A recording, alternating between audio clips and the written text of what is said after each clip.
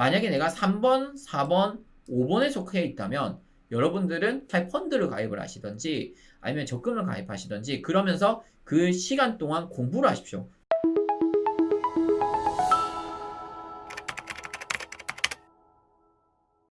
자, 오늘은 성공한 투자자의 비밀 첫 번째, 앙드레 코스톨라니에 대해서 제가 한번 준비를 해봤습니다.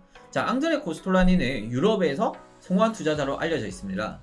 그래서 이제 주식으로 돈 버는 사람의 특징 중에 하나, 앙드레 코스톨라니에 대해서 제가 자세히 한번 알려드리도록 하겠습니다. 어떻게 돈 벌었는지 한번 보도록 할게요. 자, 주식으로 돈 버는 사람의 특징은 크게 두 가지 유형이 있습니다. 첫 번째는 소신파, 두 번째는 부와 내동파가 있습니다. 자, 소신파는 말 그대로 그냥 나만의 소신을 지키면서 나만의 매매 기준과 원칙이 있고요. 그걸 지키면서 대응을 해서 수익을 내는 그러한 소신파가 있고요. 그 다음에 부와 내동파는 말 그대로 내동매매 아시죠? 여러분들 아무 기준도 없고 그냥 갑자기 오는 것 같으니까 따라 붙고 뉴스에 왔다리 갔다리 뭐가 카더라 통신에 의해서 또 매집을 하고 그런 분들이 많이 계시는데 그게 대부분 부와 내동파다. 거의 초보자다. 이렇게 보시면 될 것 같습니다. 그래서 이제 앙드레 코스톨라니 어르신이 저기 이제 앉아서 저를 보고 계시는데 한번 보도록 할게요. 자, 앙드레 코스톨라니가 누구예요? 자, 여기 적힌 거 보이세요? 유럽의 워렌 버핏이다. 실패하지 않는 전문가로 불린 앙드레 코스톨라니는 평생 소속을 갖거나 자산운용사를 만들진 않았습니다. 그리고 미스터 주식, 미스터 주식이라는 별명을 얻을 정도로 개인 투자가로서 한 시대를 살아가셨는데 정말 부럽네요. 저도 저분은 한 몇 조를 버셨던데 저도 한번 저렇게 벌어보고 싶어요. 18살에 파리 증권거래소에 입문을 하셨습니다. 그래서 2차 대전으로 패한 독일 국채를 매수를 했고요. 140배 시세 차익을 보셨습니다. 어마어마한 시세 차익이었죠. 그러면서 이제 본인만의 매매 기법, 매매 원칙을 정립을 하셨고 달걀 이론을 수립하게 되었습니다. 그 달걀 이론에 대해서 제가 조금 이따가 한번 알려드리겠습니다. 소신파 이슈나 뉴스에 흔들림 없이 나의 소신껏 투자를 해서 수익을 내겠다. 이런 케이스가 있고요. 두 번째로 부와 내동파. 뉴스에 쉽게 흔들려서 불나방처럼 어떻게? 악재에 팔고 호재에 산다. 반대로 이제 매매하는 분들이죠. 그래서 이제 어느 정도 올라갔을 때 고점인데 불나방처럼 더 오른다 더 오른다는 소식에 그때 가서 갑자기 대출도 받고 지갑에서 돈도 꺼내서 바로 이제 주식을 매입을 합니다. 비트코인이 그랬죠. 그러면서 고점에서 많이들 물려서 피해를 많이 봤습니다. 그러면서 다들 하는 얘기가 장기 투자해야지. 예, 그런 의미가 없어요. 자, 소신파가 주식으로 돈을 버는 이유에 대해서는 제가 조금 이따가 더 자세히 알려드리고요. 일단 중요한 거 첫 번째, 투자자 심리에 대한 이해가 정말 필요합니다. 재무는 주가에 영향을 주게 되어 있습니다. 당연히 이제 ROE나 PER, 뭐 기업 실적, 기업 매출 같은 거는 당연히 이제 주가에 영향을 주겠죠. 그러나 단기적으로 심리가 주가를 반영하게 된다. 그러니까 투자 심리가 사실 이제 이끌어가게 되거든요. 그래서 이제 그런 투자 심리 지표 같은 기술적 지표들이 따로 이제 만들어지게 되는데 그러한 지표를 보고 현재 투자 심리가 긍정적인 요소가 많구나, 부정적인 요소가 많구나 이런 것들을 보면서 또 투자를 할 수 있는 방법들이 많이 있습니다. 그래서 이제 심리를 반영한 분석 같은 경우에는 이제 기술적 분석의 일종이다. 이렇게 보시면 될 것 같고요. 주가는 뉴스만으로 움직이지 않는다. 여러분들 이건 많이 이제 느껴보셨을 거예요. 특히 주식 하신 분들은 뭐 소문에 사서 뭐 뉴스에 판다 이런 얘기들 많이 들어보셨겠는데 말 그대로 뉴스는 이미 끝물이에요. 끝물. 또는 주가가 먼저 움직이고 나서 뉴스라는 걸 통해서 그냥 변명거리를 만들어낼 수가 있습니다. 예를 들어서 제가 이제 주식과 해선물을 이제 오랫동안 하면서 느꼈던 게 오늘 주식이 올랐어요. 그러면은 그 오른 이유에 대해서 끼워 맞추기로 가요. 뭐 금리 인하 영향이 있었다든지 뭐 실적이 좋았네 어쨌네. 근데 바로 다음날 떨어지더라고 더 크게. 그러면 뭐라는 줄 아세요? 뭐 실적이 갑자기 좋다가 이제 미리 선반영을 했다느니 뭐 예를 들어서 이거는 뭐 장기적으로 좀 뭐 코로나가 재발을 했다느니 뭐 그냥 올라갔을 때 이유와 내려갈 때 이유가 항상 거의 비슷해요. 그러니까 무슨 말이냐면 뉴스는 후행성이고 차트가 더 선행을 할 때가 많습니다. 차트는 말 그대로 이제 투자 심리라든지 시장의 시세, 가격 이런 것들이 다 녹아 들어가 있는 게 차트거든요. 그래서 이제 보셨다시피 주가는 뉴스만으로 움직이지 않는다. 만약에 이제 뉴스대로 움직였다면 예전에 이제 한 100년 전에도 미국에는 주식시장이 있었죠. 그때도 주식시장이 움직였습니다. 근데 뉴스가 그때는 지금처럼 활발하지도 않고 크게 뭐 소문도 없었고 그런데도 주가가 오르락내리락 했었어요. 말 그대로 뉴스대로만 간다면 과거에도 사실은 뉴스가 없을 때도 이제 주식이 움직였어야 되지 않나 저는 그렇게 이제 생각이 들어요. 자, 그리고 마지막으로 돈과 심리가 만나서 추세라는 걸 만듭니다. 예를 들어서 내게 자본력이 있어요. 근데 대중 심리가 전반적으로 공포가 더 많아. 그럼 전반적으로 이제 하락을 하겠죠. 그렇지만 긍정적인 심리가 더 많이 반영이 되어 있다. 시장에. 그러면은 전반적으로 상승을 하게 될 겁니다. 자, 그래서 이제 제가 한번 정리를 해봤습니다. 자, 상승장에서는 앙드레 코스톨라니는 어떻게 투자 심리를 해석을 했냐면 돈과 대중의 심리 대부분이 긍정적일 경우에 투자자들 입장에서는 더 오를 거라는 기대감을 안고 매수 쪽으로 배팅을 하게 됩니다. 그러면서 주가는 자연히 올라가겠죠. 자, 하락 같은 경우에는 돈과 대중의 심리가 대부분이 부정적일 때, 아, 이제 너무 고점이니까 좀 팔아야겠다. 뭔가 팔아야 되겠다는 심리가 더 많을 경우에는 주가는 하락하게 됩니다. 횡보 같은 경우에는 돈과 대중 심리가 거의 반반일 경우야. 그러니까 내 자본금이 다들 있겠죠. 그렇지만 이제 대중이 100명이 있는데 그 중에 한 50명씩 어떤 애들은 올라간대, 어떤 애들은 내려간대. 서로 이제 매수 매도가 싸우는 거예요. 힘이 거의 비슷한 거죠. 이때가 횡보가 나올 때가 많다. 이렇게 앙드레 코스톨라니는 투자 심리를 나름 이제 분석을 해서 정립을 하였습니다. 그래서 이제 여기 표를 보시면 아시겠지만 횡보는 이제 매수 매도가 거의 불일치할 때 5대5 수준일 때 그때 횡보가 나올 때가 많더라. 상승 같은 경우에는 긍정적인 심리가 많이 포함이 될 때 전반적으로 주가는 오르게 되고요. 하락 같은 경우에는 부정 심리가 더 많을 때 시장에 공포감이 더 많이 있을 때 그럴 때는 하락을 하게 됩니다. 자, 여러분, 앙드레 코스톨라니는 소신파가 결국 돈을 번다고 했습니다. 앙드레 코스톨라니 본인 자신도 소신파였습니다. 앙드레 코스톨라니는 달걀 이론을 창시했는데 지금 이 표가 달걀 이론이에요. 글자가 참 많죠. 제가 이거를 봐드리겠습니다.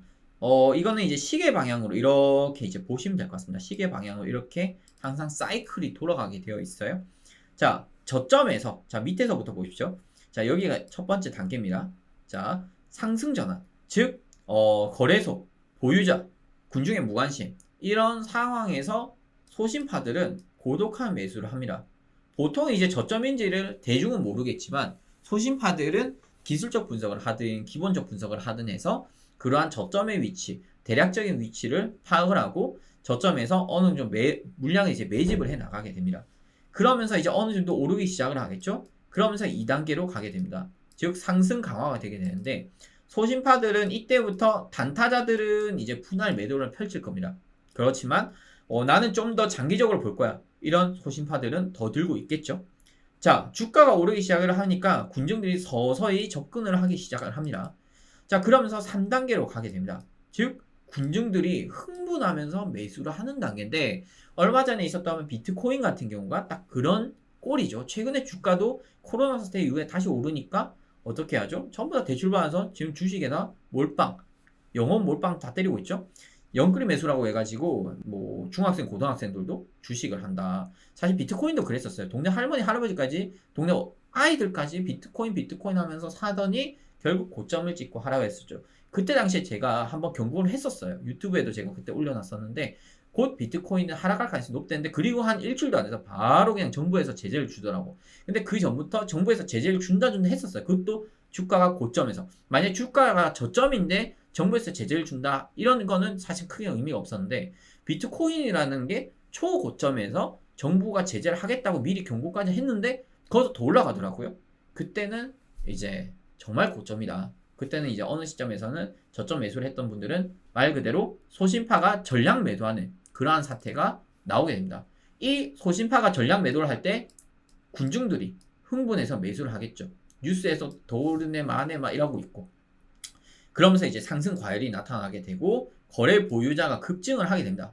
자, 그러면서 하락 초기가 이제 발생이 되게 되는데 하락 초기는 사람들이 이게 하락인지 아니면 살짝 조정인지 모를 때가 있어요. 그래서 거래자들이 감소를 하게 됩니다. 보유자들이 감소를 하게 되고 미련한 자분들이 이제 홀딩을 하거나 물타기 추가 매수를 하게 되겠죠. 고점에서 이제 살짝 꺾일 때를 기준으로 말씀드린 겁니다. 그러니까 말 그대로 매매 기준이 애매모호하신 분들이에요. 그러면서 이제 옆에서 괜찮아 버텨봐 오를 거야 라는 말도 안 되는 기술적인 것도 아닌 그런 소문을 듣고 버티게 됩니다. 그러면서 주가는 더 하락 강화가 되게 되고요. 거래가 증가가 되고 보유자들은 점점 줄어들게 된다. 말 그대로 매도세가 더 강화가 된다. 군중 이탈 거래가 이제 발생이 되고요. 말 그대로 바보들만 애매한 위치에서 매집을 하게 되는 겁니다. 제가 여기 바보라고 표현했는데 말 그대로 바보죠. 모르니까 바보지. 그죠? 그렇기 때문에 부하 내동파가 진입을 하게 되면은 폭락이 본격적으로 시작을 하게 됩니다. 물론 어느 정도 내려가다가 다시 이렇게 올라가는 경우도 많아요. 그렇지만 저도 이제 경험을 해봤고 이제 앙드레 코스톨라니도 여기서 지금 말씀 주시다시피 바보들이 이제 어느 정도 매집을 하기 시작하면은 그때는 더 떨어질 수 있다 이렇게 봅니다. 그러면서 어느 순간 하락의 막바지가 나타나게 되고 바보까지 투매를 하는 상황입니다. 그러니까 개나 소나 다 팔아버린 거야. 아, 나 이제 손절할래, 이제 털래, 나 더 이상 주식 안 할래, 더 이상 비트코인 안 할래, 이런 얘기들이 나오기 시작을 해요. 그때가 바닥이란 거죠. 그러면서 다시 소심파들은 매수를 하기 시작을 하고 다시 이 사이클이 돌아가게 된다. 이렇게 보시면 돼요. 그래서 총 6단계 정도로 이제 나뉘어져 있거든요. 그래서 이 사이클이 돌아가게 되는데 과연 여러분들은 1, 2, 3, 4, 5, 6번 중에 어디에 속하는지를 한번 생각해 보시면 좋을 것 같아요. 만약에 내가 3번, 4번, 5번에 속해 있다면 여러분들은 차라리 펀드를 가입을 하시던지 아니면 적금을 가입하시던지 그러면서 그 시간 동안 공부를 하십시오. 기술적 매매 공부, 기본적 매매 공부, 이렇게 주가 차트 보는 법 이런 것들을 공부를 하면서 소신파가 되기 위한 준비를 해보시는 게 어떨까 저는 이제 생각을 합니다. 자, 결국 소신파가 돈을 버는 이유에 대해서 방금 설명드렸었는데 다시 한 번 더 정리를 하자면 자, 소신파에서 부안내동파로 자금이 서서히 이동이 된다. 자, 그러면은 부안내동파 대부분이 주식을 사게 되고 호재에도 어느 순간 주가는 상승하지 않게 됩니다. 더 이상 가격 상승이 불가능하는 시점이 와요. 그때가 바로 주가가 최고점이고요. 부안내동파는 반등을 기다렸지만 거래량이 오히려 늘어나면서 주가가 하락을 한다. 여기서 거래량이 늘어나는 이유는 매도자들이 점점 늘어나기 때문에 그래요. 소신파들이 물건을 던지겠죠. 그러면서 어느 순간 주가는 이제 하락을 하게 되고요. 부안내동파 역시 더 떨어질까봐 여기서 손절을 하게 됩니다. 그러면서 더 이상 이제 주가는 하락을 하지 않고 다시 소신파들이 매집하는 구간을 주게 될 것이고요. 결국에는 주가는 다시 올라갈 수가 있다. 이런 사이클들이 계속 돌아가게 되는 겁니다. 그렇기 때문에 여러분들은 소신파의 심리를 카피하라. 소신파의 심리를 여러분들께서 정확히 파악을 하셔야 되는데 첫 번째, 동가 심리가 추세를 만든다. 아까 제가 앞에서 말씀드렸습니다. 이걸 정확히 여러분들이 인지하고 계셔야 되고 두 번째, 심리로 주식시장에서 승리하자. 말 그대로 투자 심리로 주식시장에서 승리하자. 이게 무슨 말이냐면 투자 심리가 너무 부정적일 때는 그러니까 고점에서의 부정적일 때는 들어가지 마시고 오히려 매도를 쳐야 됩니다. 매도를 쳐야 되고 저점에서 부정 심리가 많아요. 부안내동파들이 저점에서 이제 막 던지기 시작을 해. 그러면서 주가가 어느 정도 하락했다 더 이상 안 내려가는 경우가 있어요. 그때가 바닥이구나 생각을 하고 그때부터 기술적 분석을 하며 나에게 맞는 종목을 찾아내시면 됩니다. 한 발 앞서는 소신파가 승리한다. 말 그대로 그 타이밍을 먼저 잡을 수 있어야 되겠죠? 그러한 공부를 조금 여러분들이 하시면 좋을 것 같고요. 소신파가 아닌가? 그러면 소신파를 카피하자. 앞에서 말씀드렸던 달걀 좀 보셨죠? 그 내용들을 참고하셔서 소신파를 카피해 나가시면 좋을 것 같습니다. 그래서 여러분들이 하셔야 될 것은 기술적 분석과 기본적 분석을 꼭 공부를 하시면 좋을 것 같아요. 자, 지금 국내 주식시장은 어떤 상태일지, 미국 주식시장은 어떤 상태인지를 한번 소신파 입장에서 분석을 해보도록 하겠습니다. 자, 여러분, 이 보시는 차트는 바로 나스닥 차트입니다. 나스닥 차트인데 오늘 날짜가 이제 9월 4일이거든요. 2020년 9월 4일인데 지금 바로 어제 뉴욕 증시는 초고점에서 급락을 했습니다. 자, 소신파들 입장에서는 코로나 사태가 발생이 되었을 때 이제 저점 매수를 매집을 했었겠죠. 저 같은 경우에는 오히려 이런 데서 안 샀어요. 저는 여기서 매집을 했습니다. 왜냐면 제가 아까 말씀드렸죠. 어느 정도 투매성이 나왔었고 저점이라는 게 어느 정도 보여졌었고 그리고 기술적으로 봤을 때 저항선들을 돌파하기 시작을 했었습니다. 이때부터 저는 매수 쪽으로 올라탔었고 차트 보신 분들은 좀 어느 정도 아실 거예요. 이 구간 같은 경우에는 정말 주가들이 올라갔었고 골든크로스 장세가 이제 흘러나오다 보니까 주식은 다시 오름세로 돌아서게 됩니다. 그래서 이때부터 이제 저는 이제 매집을 들어갔었고 어떻게 됐죠? 결국 이제 제가 보는 목표 값은 9,700 정도 선이었지만 결국에는 얘들이 올라가면서 오히려 돌파를 했어요. 그죠? 자, 그러면서 이제 어느 정도 저점이 나왔었고 이제 코로나 사태가 진정되는 국면이 나왔습니다. 5월달, 6월달에. 그러면서 마이크로소프트라든지 테슬라라든지 애플이라든지 이런 IT 기업들이 서서히 반등을 시작을 했었고 그러면서 전체적인 큰 흐름은 상승세구나 이렇게 볼 수가 있었습니다. 물론 공포는 살아있었습니다. 공포가 어느 정도 살아있었기 때문에 주가는 더 오를 수 있었습니다. 그래서 이제 공포가 아직 죽지 않았고 더 오른다는 뭔가 애매모호한 시점이었죠. 그러면서 어떻게 됐죠? 주가는 더 올랐습니다. 근데 바로 요때부터 여기 시점부터 계속 이제 고점에서 저항이 나오고 매도세가 나오고 그러기 시작을 하더라고요. 그래서 저는 이 21선이 좀 강하게 무너지는 날이 오게 되면 그때부터 주가는 한번 매도세가 나올 가능성이 높다. 이제부터는 매수를 너무 이제 본격적으로 들어가기보다는 단타적으로 들어가는 게 유리할 것 같다. 이렇게 말씀드렸고 이러면서 주가는 어떻게 됐죠? 조금 더 올랐었지만 결국에는 고점에서 하락을 하기 시작을 했습니다. 다만 지금도 한 번에는 떨구진 않을 거예요. 이렇게 이제 주요 이제 21선 매물대들 그리고 밑에 61선 매물대들이 포진되어 있기 때문에 얘들로 봤을 때는 기술적으로는 단기 하락은 나올지언정 결국 지지를 받고 올라갈 겁니다. 왜냐하면 아직 추세가 죽지 않았으니까. 다만 부하 내동파들은 보통 이제 매집을 어디서 하냐면 바로 이런 구간들 애매모호한 구간들에서 매집을 하게 된다. 그러니까 여기서 사든지 아니면 여기 고점에서 누군가는 샀겠죠. 더 올라간다는 생각하에. 그렇지만 결국 물려있는 상황이 생길 겁니다. 그렇지만 전반적인 시장의 추세는 상승세가 이어지고 있기 때문에 지금의 이 조정은 살짝의 조정을 보고 결국에는 다시 올라갈 가능성이 높습니다. 그렇지만 여러분들이 만약에 소신파처럼 아예 저점 구간들, 기술적으로 매집을 할 수 있었던 그런 구간들에서 매집을 했었다면 더 큰 수익을 낼 수 있었을 거고 부하 내동파 같은 경우에는 수익은 낼 수 있지만 이들의 수익률은 조금 손절은 왕창이 나올 수가 있어요. 그러니까 수익은 조금밖에 안 되고 손실이 많이 발생될 수 있는 게 바로 부하 내동파고 소신파 같은 경우에는 물론 이제 잠깐의 손실 구간은 나올 수 있겠죠. 그렇지만 본인들은 최대한 저점에서 매집을 했고 기술적으로 보고 좋은 타이밍이 들어갔기 때문에 나름 길게 먹을 수가 있는 거예요. 그러니까 소신파는 길게 먹고 짧게 손절, 부하 내동파는 짧게 먹고 길게 손절 이렇게 큰 차이가 있다라고 보시면 됩니다. 그래서 어찌됐건 간에 제가 보는 이제 기술적 입장에서는 현재는 코로나 사태가 점점 이제 진정 국면에 들어가고 있기 때문에 지금 이거는 단기 고점에 따른 차익 실현 매물이 나왔다 저는 해석을 하고요. 제가 봤을 때는 이제 저는 오늘 11,600 여기서 일단 매수를 했는데 여기서 이제 올라간다면 한 12,000 정도는 올라갈 것 같고요. 만약 여기서 밀린다 하더라도 11,000 매물대에서 다시 지지받고 올라갈 것으로 판단을 합니다. 주식을 하시는 분들께서는 나스닥을 기준으로 좀 보시면 좋을 것 같습니다. 나스닥 시장을 보고 11,600선 정도 왔을 때 우량주들 기준으로 매집을 한번 해보시고 그리고 11,000선까지 혹시나 밀리더라도 겁내지 말고 11,000만 무너지지 않는다면은 다시 올라간다는 생각에 더 매수 쪽으로 대응을 해서 한번 수익을 내보시는 게 저는 어떨까 생각을 하고 있습니다. 현재로서는 어마어마한 테러 사건이 발생하거나 제2의 코로나, 그러니까 말 그대로 코로나보다 더 센 놈이 나오면 주가는 다시 폭락할 건덕지가 생길 겁니다.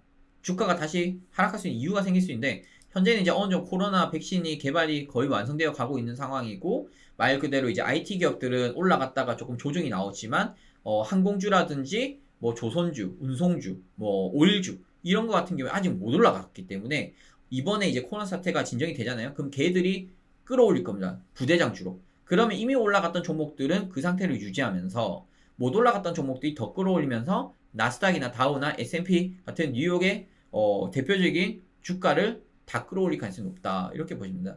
미국 주식이 올라가야 현재는 우리나라 주식도 올라가는 트렌드를 만들어 놨기 때문에 미국 주식 위주로 여러분들이 좀 보시는 게 어떨까 좀 생각을 합니다. 자, 여러분 오늘은 제가 앙드레 코스톨라니의 주식 투자 방법, 비법에 대해서 간단하게 설명해 드렸습니다. 다음 시간에도 제가 좋은 컨텐츠로 여러분들께 찾아뵙도록 하겠습니다. 골든 서퍼였습니다. 감사합니다.